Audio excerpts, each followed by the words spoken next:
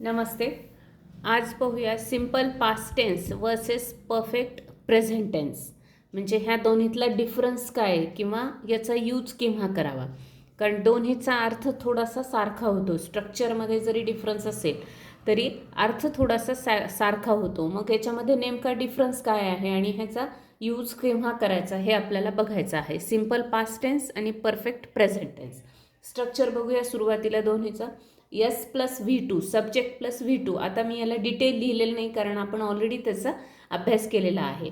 S plus V two, subject plus past tense of the verb, subject plus have और has plus past participle of the verb. हे structure आहे, हे आपल्याला माहिती आहे. When action happened in the past, जेव्हा action पास्टमध्ये झालेली असते, घडलेली असते. And action is recently completed. Action जेव्हा रिसेंटली कंप्लीट झालेली आहे तर आपण असं म्हटलं होतं की जी ॲक्शन काल परवा थोड्या दिवसांपूर्वी असेल तर त्यासाठी आपण परफेक्ट प्रेझेंट टेन्स यूज करू शकतो. आणि पास्टमध्ये असेल तर त्यासाठी सिंपल पास्ट म्हणजे भूतकाळामध्ये ती कंप्लीट झालेली असेल तर. अजून त्याला थोडंसं डिटेल आपण त्याचं एक्सप्लेनेशन जर बघितलं आणि त्याचा यूज जर कसा करायचा हे बघायचं असेल तर action started in the past and completed in the past. तर सिंपल पास्ट टेन्स केव्हा यूज करायचा आहे तर जेव्हा ॲक्शन पास्टमध्ये सुरू झाली होती आणि ती कंप्लीट पण पास्टमध्ये झालेली आहे. आता त्याचं काही संबंध नाही आहे, रेफरन्स नाही आहे, अशा वेळी सिंपल पास्ट आहे. आणि action started in the past and is कंटिन्युइंग now also किंवा नॉट कम्प्लिटेड म्हणजे पास्टमध्ये सुरू तर झाली आहे पण अजून कंप्लीट नाही, त्याचा काही थोडासा भाग पूर्ण करायचा राहिला आहे किंवा त्याच्या रेफरन्सने आणखी काही गोष्टी आपल्याला करायच्या आहेत तर त्यावेळेस आपण परफेक्ट प्रेझेंट टेन्स यूज करू शकतो. सेंटेन्सेस आपण बघूया आणि त्याचा थोडासा मराठी अर्थ पण यावेळी मी लिहिलेला आहे की आपल्याला त्याच्यातला डिफरन्स प्रॉपर लक्षात येईल म्हणून. टीचर टॉट दिस लेसन. आता कोणता टेन्स आहे हा तर एस प्लस व्ही टू आहे म्हणजे सिंपल पास्ट टेन्स. याचं मराठी मिनिंग काय होईल, शिक्षकांनी हा धडा शिकवला. म्हणजे आता त्या लेसनचं काही राहिलेलं नाही आहे, हा पूर्ण झालेला आहे शिकून. त्याच्या ॲक्टिव्हिटीज कंप्लीट झालेल्या आहेत, असाइनमेंट्स क्वेश्चन आन्सर्स पूर्ण झालेले आहेत. म्हणजे सुरुवात पण ही काय झाली, ॲक्शनची पास्टमध्ये झाली, शिकवण्याची सुरुवात आणि कंप्लीट पण झालेली आहे. म्हणून टीचर टॉट दिस लेसन. पण हेच सेंटेन्स जर आपण असं बोललो, टीचर हॅज टॉट दिस लेसन, तर शिक्षकांनी हा धडा शिकवलेला आहे. म्हणजे आत्ता आपण परत बघतोय की किती लेसन झालेत, किती राहिलेत. तर त्यावेळेस एक फ्रेंड दुसऱ्या फ्रेंडला म्हणते आहे, मैत्रीण, की शिक्षकांनी हा धडा शिकवलेला आहे.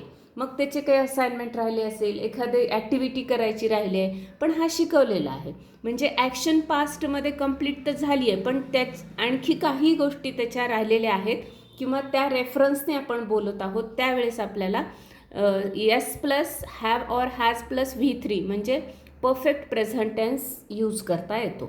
Has plus V three. आणखी काही सेंटेन्सेस आपल्याला पाहायचे आहेत. I completed my education in 2001 आणि I have completed my education in 2001. I completed my education in 2001. मी माझे शिक्षण 2001मध्ये पूर्ण केले. म्हणजे आता मी काही शिकत नाही आहे किंवा आता मला काही शिकण्याची इच्छा नाही आहे, आता मी त्या फील्डमध्ये नाही आहे. त्यावेळेस त्याला आपण म्हणतो की आय कम्प्लिटेड. पण मी जर असं म्हटलं आय हॅव कम्प्लिटेड म्हणजे मी माझे शिक्षण 2001मध्ये पूर्ण केलेले आहे. म्हणजे अजून मी त्या रेफरन्सने जॉब करेन किंवा जेव्हा आपलं ॲप्लिकेशन असतं ना, जॉब ॲप्लिकेशन, त्यावेळी आपण आय हॅव कम्प्लिटेड म्हणतो. आय कम्प्लिटेड असं कधीच म्हणत नाही. का म्हणत नाही, कारण की मला त्या शिक्षणाचा उपयोग आता मी जॉबमध्ये करणार आहे. कारण मी हे शिक्षण पूर्ण केलेलं आहे, गरज लागली तर मी त्याच्या पुढेही आणखी काही गोष्टी शिकण्याचा प्रयत्न करणार आहे. असं याच्यामध्ये इंटेंडेड मिनिंग आहे.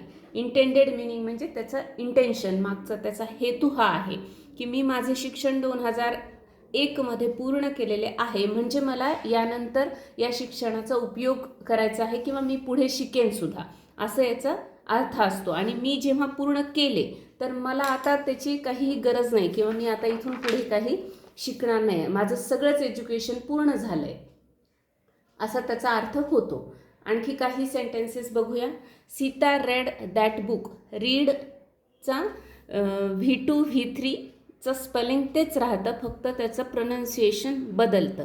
सीता रेड म्हणजे हा सिम्पल पास्ट टेन्स झाला आणि सिम्पल प्रेझेंट असतं तर सीता रीड्स केलं असतं आपण. ठीक आहे, बघूया. सीता रेड दॅट बुक आणि Sita has red that book. Sita read that book म्हणजे सीताने ते पुस्तक वाचले. सुरुवातही पास्टमध्ये कधीतरी केली होती भूतकाळात आणि ते पूर्ण पण झालं आहे. पण Sita has red that book म्हणजे काय, ते पुस्तक वाचलेले आहे. म्हणजे काय, आता ते पुस्तक वाचलेले आहे तर मग त्याच्यानंतरची काही सिरीज असेल, त्याचा नेक्स्ट पार्ट असेल, तो तिला वाचायचा आहे. म्हणजे ॲक्शन सुरू झाली आहे पण काहीतरी त्याचा रेफरन्स आपल्याला बोलताना घ्यायचा आहे किंवा त्याच्या पुढे आपल्याला एखादी ॲक्टिव्हिटी करायची आहे कंटिन्युएशनमध्ये. त्यावेळेस आपण हॅज रेड अशा पद्धतीचा परफेक्ट प्रेझेंट टेन्स या ठिकाणी यूज करू शकतो. Soldiers defeated the enemies. सैनिकांनी शत्रू सैन्यास पराभूत केले. एनिमीज म्हणजे शत्रू, पण इथे सोल्जर आल्यामुळे मी शत्रू सैन्य असा शब्दप्रयोग या ठिकाणी केलेला आहे. सोल्जर्स डिफिटेड द एनिमीज आणि soldiers half defeated the enemies. सैनिकांनी शत्रू सैन्यास पराभूत केले आणि सैनिकांनी शत्रू सैन्यास पराभूत केलेले आहे. आता पराभूत केले म्हणजे आता ती ॲक्टिव्हिटी संपून गेली आहे. कधीतरी पास्टमधले ते बॅटल होतं आणि त्याच्यामध्ये ही लढाई संपून गेलेली आहे. पण या ठिकाणी पराभूत केलेले आहे म्हणजे अजून मे बी त्याच्या पुढे काही ॲक्शन घ्यायच्या आहेत का याचे डिस्कशन चालू असेल. त्या रेफरन्सने आणखी काही पुढच्या ॲक्शनशी संबंधित काही कारवाई, काही गोष्टी करायच्या राहिलेल्या असतील तर आपण असं म्हणू शकतो सैनिकांनी शत्रू सैन्यास पराभूत केलेले आहे. मराठीत सुद्धा आपण असाच शब्दप्रयोग करतो. जेव्हा एखादी गोष्ट पूर्ण झालेली असते, आता त्याचा काहीच रेफरन्स नाही आहे, त्यावेळेस आपण ते कम्प्लिटेड झालेली आहे अशा पद्धतीचा शब्दप्रयोग करतो. आणि अजून काहीतरी त्याचं राहिलं आहे किंवा त्या पुढे आपल्याला कंटिन्युएशनमध्ये काही करायचं असेल तर आपण या पद्धतीचा केलेले आहे, झालेले आहे म्हणजे अजून मला पुढं काहीतरी करायचं आहे असा शब्दप्रयोग करतो. हा मुख्य डिफरन्स आहे सिम्पल पास्ट आणि प्रेझेंट परफेक्ट टेन्समधला.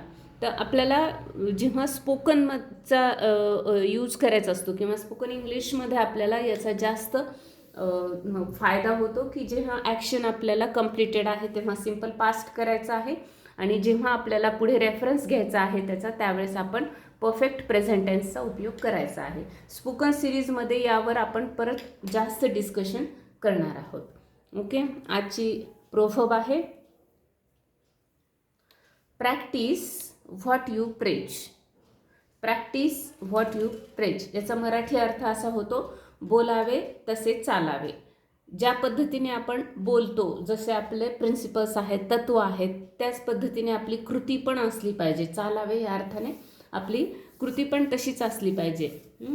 म्हणून मराठीत असं पण म्हणतात बोले तैसा चाले त्याची वंदावी पाऊले. नाहीतर बोलायचं एक आणि वागण्यामध्ये डिफरन्स असेल तर त्या माणसाला कोणीच फॉलो करत नाही किंवा त्या माणसाचा रिस्पेक्ट राहत नाही. ठीक आहे, भेटूया नेक्स्ट व्हिडिओमध्ये. थँक्यू.